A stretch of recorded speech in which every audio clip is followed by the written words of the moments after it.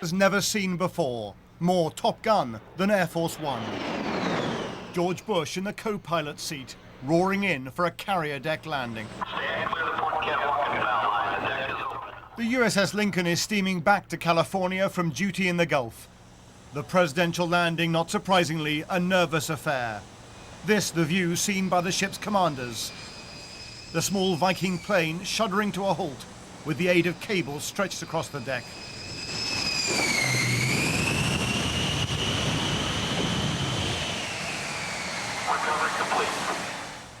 So no need for the ejector seat, and as he emerged as if from a Tom Cruise movie, pilots quickly mobbed their commander-in-chief. The White House recognizing these are powerful images for a president wanting to cement his reputation as a wartime leader. In 4 hours' time from the deck of the Lincoln, President Bush will address the American people, not using the V word for victory, but declaring an end to major combat operations in Iraq. Even veterans of the White House are describing this as the greatest photo opportunity they've ever seen. Robert Moore, ITV News, Washington. Major combat operations in Iraq have ended. In the Battle of Iraq, the United States and our allies have prevailed. The president went on to warn that there's difficult and dangerous work ahead. He said the coalition will stay in Iraq until that work is done and no longer. Continues in Fallujah, the site of several days of violence between U.S. troops and Iraqi civilians. Reem Brahimi joins us now from Baghdad with all this and more. Reem. Zain, indeed, the two people that have been arrested and are now in U.S. custody, under U.S. custody, according to U.S. Central Command. One of them, the Minister of Military Industrialization, Abdel Tawab Mullah Huwaish. Now, he was not only Minister of Military Industrialization, he was also a Deputy Prime Minister. It's not clear whether he surrendered or he was captured, but at any rate, he is in U.S. custody and probably useful, according to the U.S., because he might know a lot about weapons programs. Another person under custody right now is a Vice President, Taha Mohiuddin Maroof.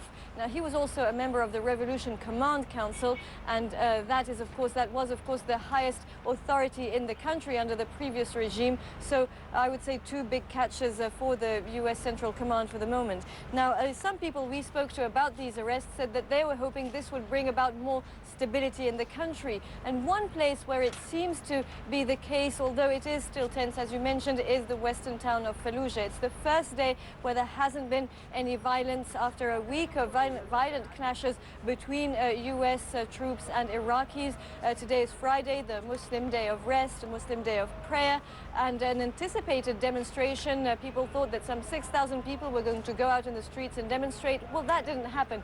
People went to prayers. It seems that maybe the sermons in the mosques were more appeasing, trying to diffuse the situation, but security was very, very tight, and the situation is not yet settled from what we understand. Now, as you were hearing earlier on, President Bush was mentioning that he believes this is the end of the major combat operations. Well, some people here we spoke to about that feel that that may be the end of the military phase indeed, but they see that they put it this way. They said there is another war going on, and that war is to regain our jobs, regain our security, be able to send our children back to school. Is tonight in custody in Baghdad. Huda Salimadi Amash was dubbed Mrs. Anthrax by U.S. intelligence officials. She's number 53 on America's Most Wanted list. The UK diplomats have returned to the British Embassy in Baghdad for the first time in 12 years. Cameras followed them in as they uncovered the eerie scene, effectively frozen in time since British officials fled the building before the onset of the first Gulf War. 5's Catherine Jones reports. Britain's embassy in Baghdad, empty since 1991. The garden is in need of some attention. In the visitor's book, there's not a single entry for over a decade. And inside, everything still sits as it was left by diplomatic staff who thought they'd be away for 12 weeks, not 12 years.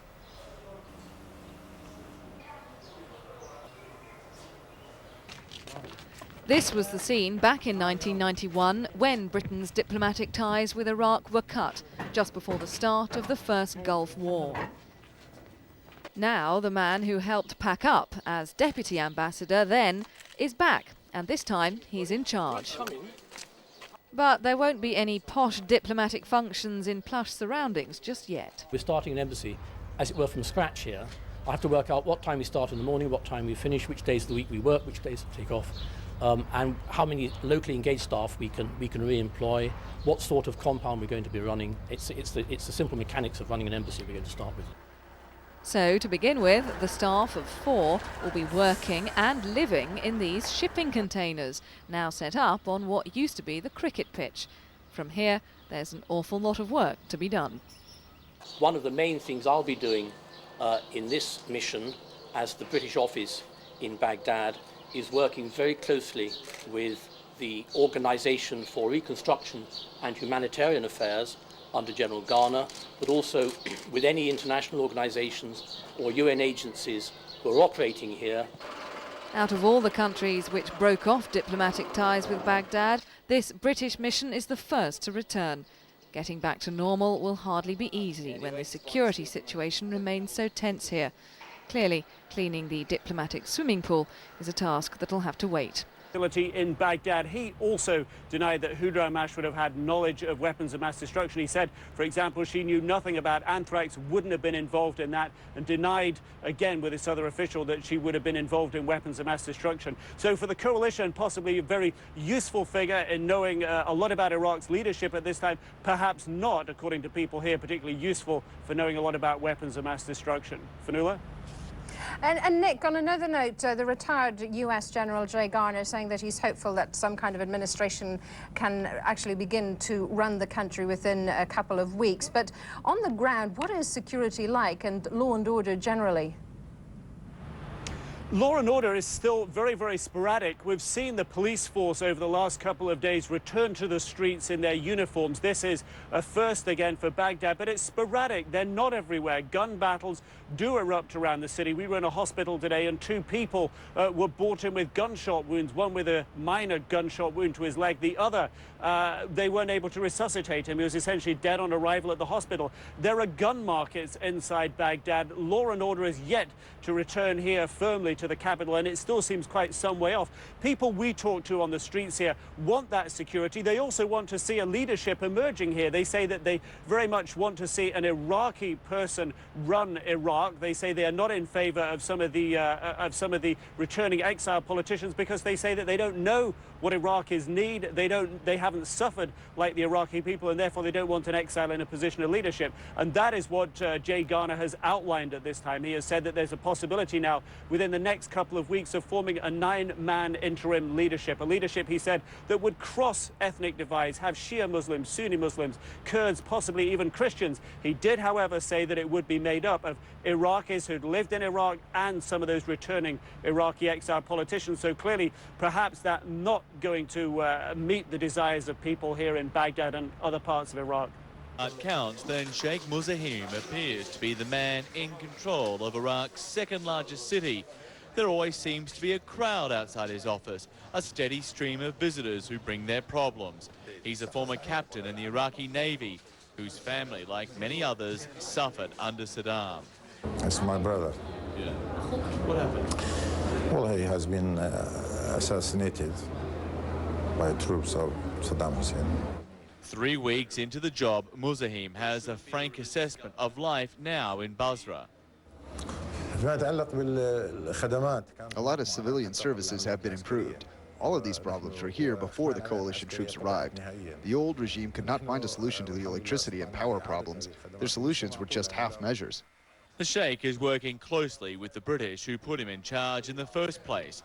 He started to pay some government wages from the millions of dinars which were not stolen from Iraq's central bank. But Muzahim is now facing his first political challenge. Khalid Kuba is reputed to be the richest man in Basra. He owns 3 banks and a soft drink factory. He's formed a committee of businessmen, doctors and lawyers. They want someone else to run Basra. We are asking the ex-deputy governor to come back. His name is Najib. He has a very good relationship with the people of Basra, and he has agreed. He was just a civilian. He has nothing to do with the old government. Much like Mr. Kuba had nothing to do with the old government. He denies ever being a member of the Ba'ath Party, but he does admit to paying political bribes. And his youngest son told me they've been exporting oil to Dubai in defiance of the UN sanctions. Shipped in 4 of these giant barges, the trip takes 3 days to avoid the multinational patrols. Later, when I spoke with his father, he corrected his son's story. The boys only build the barges. That's all they've done. Only now will they start. They have not done anything in this business before. Right now, the British here are not taking Mr. Kuba and his committee seriously. But they do say it's an encouraging sign, the raw and early stages of democracy taking hold. John Vos, CNN, Basra. Explosive in more ways than one. The fuel crisis in Iraq's northern cities has turned the army into a virtual police force. People line up at dawn to buy a tank of propane for cooking. Soldiers from the Army's 101st Airborne Division try to control the chaos and keep people from getting more than the week's supply they're entitled to. This is one of the Army's biggest priorities right now, getting cooking fuel out to the people. And from the mood of the crowd, you can see why it's so important. When there's no cooking fuel, there's no bread. This isn't work the Army is used to or trained for. If someone is belligerent with one of the military forces or with somebody else in line, it is the fastest way we've found to calm them down. You put them in the handcuffs for about 5 minutes. It sends a very clear message that we're not going to allow unruly behavior. Despite the Army's best intentions, the handcuffs and sticks also send a message reminiscent of the not too distant past. Don't misunderstand, we're not Ba'athist, but it wasn't this way before, says Nuhad, a widow who has been taken out of line for reasons she says she doesn't understand.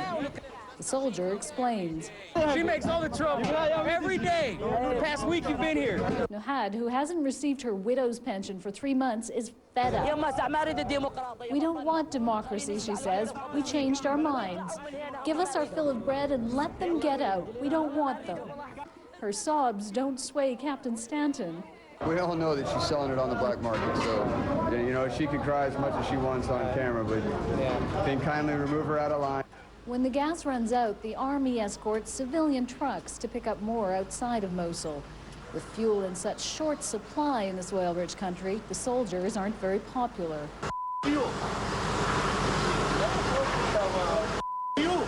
A convoy of aging trucks and empty dented canisters winds its way down the highway. I don't think that there's too much of a threat. So the safety-wise is, I'm afraid one of those trucks are going to tip over and spill, you know, almost 500 bottles of propane all over the place. You know, that's what I'm afraid of. When they finally get to the gas depot, there are only more empty canisters. There's no fuel. We're going to have to turn around and go back, but we can get some more tomorrow. Back in Mosul, people waiting in line there are told they won't get any either. Come back tomorrow! No propane! In this transitional Iraq, the kids take their canisters and kick them back home again, empty. Jane Araf, CNN, Mosul, Iraq. Exactly 4 weeks today since the Americans seized control of Baghdad. And the biggest question then is the same as it is now. Where is Saddam Hussein?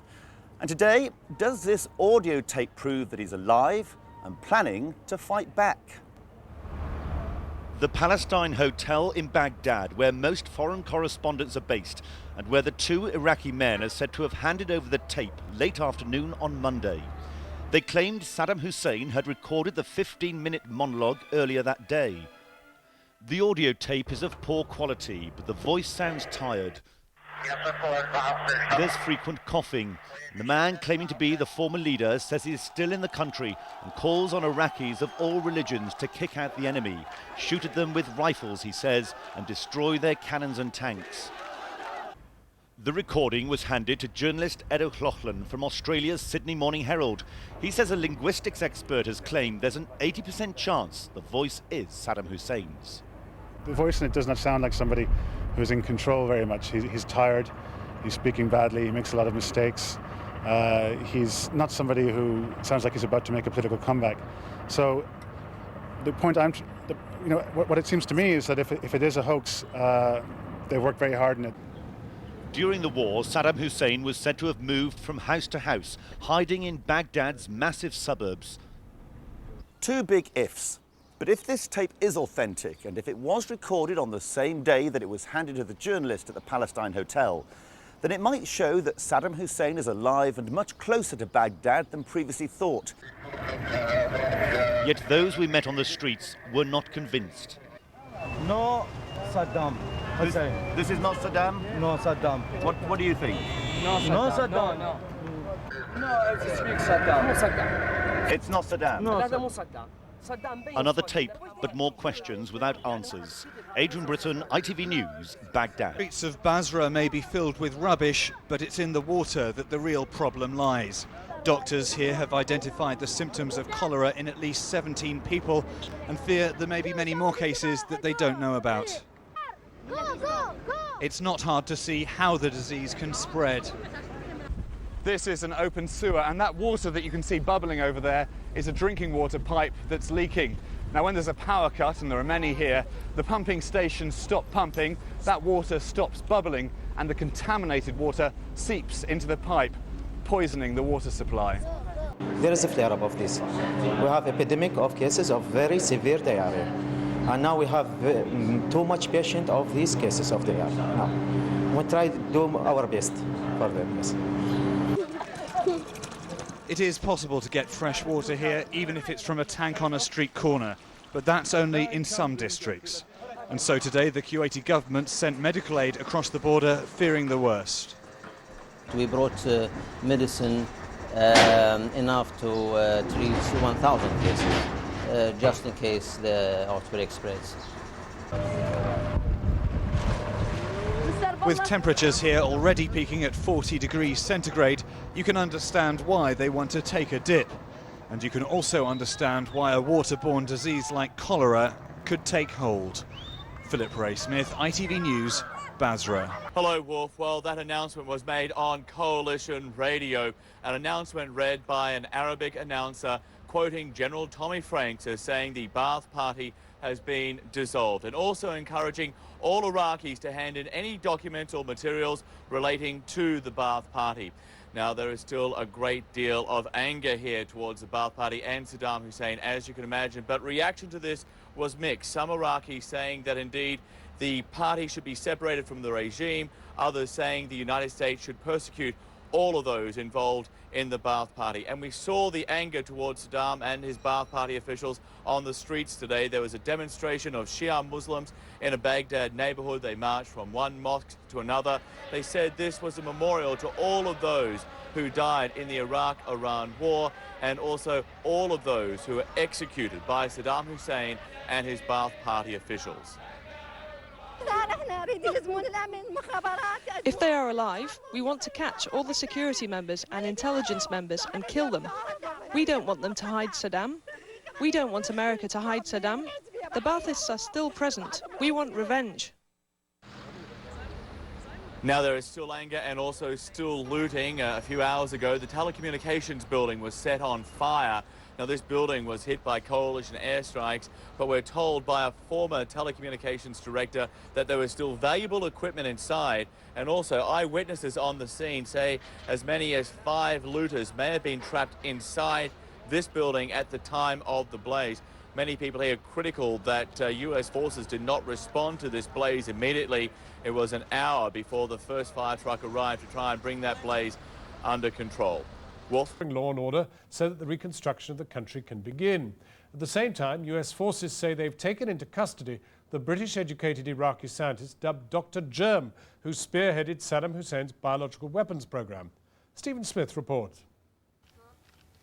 During the war, Tony Blair and George Bush reassured waverers like Claire Short about the UN's future role in Iraq. Evidently, there's some skepticism here in Europe about whether or not I mean what I say.